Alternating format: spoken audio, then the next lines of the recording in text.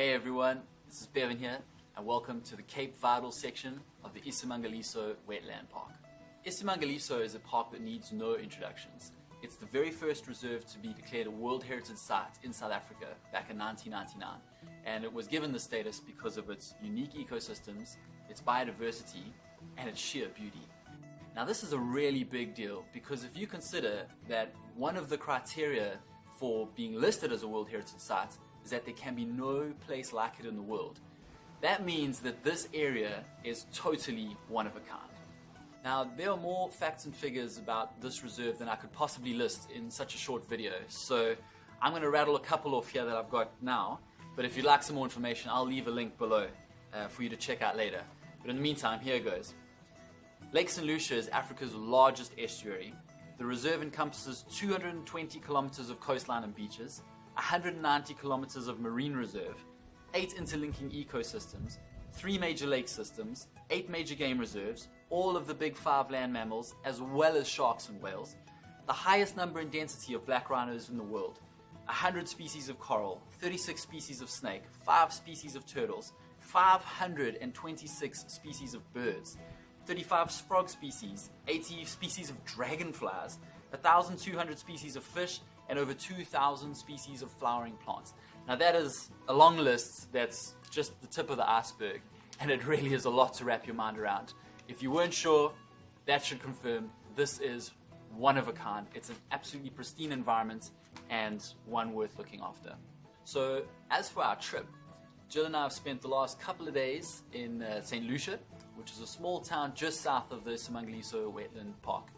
It's a great tourism hotspot, very well geared for travelers, and a perfect base for launching excursions up into the reserve.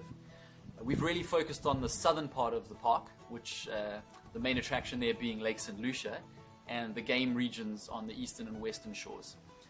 And another thing we've really tried is to really experience this region in as many different ways as possible. So first up, Jill and I decided to go on a horseback safari. Now, this has been a first for both of us, and one thing that really struck me about this experience was just how relaxed the animals are when you approach them on horseback.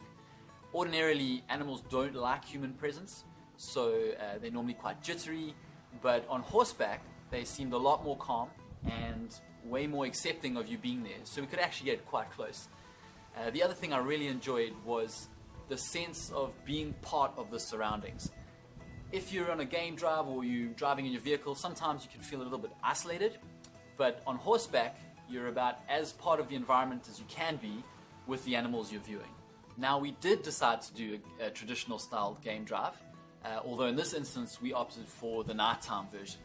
Now, I absolutely love night game drives. Often the animals that occur at night are very, very different to the ones that are out in the daytime, so you can find some real gems. As with most game reserves, you can't drive in the iSimangaliso Wetland Park after dark, so to do a night drive you have to go with one of the local operators, which to be honest I actually prefer because having a guide on board really, really enhances your experience. Their knowledge and experience of the area is awesome, and they're often able to find and identify animals that you just couldn't on your own. Then lastly, we decided to do a boat cruise on the estuary section of Lake St Lucia. For me, this is an absolute must for anyone coming up this way. Not only does it get you into contact with some of the larger animals like the crocs and hippos, which are everywhere, but you also get a very different perspective of the reserve. You get to encounter some of the other habitats like the mangrove forest and the reeds, which you can only experience from a boat, and see the unique animals that have made those habitats their home.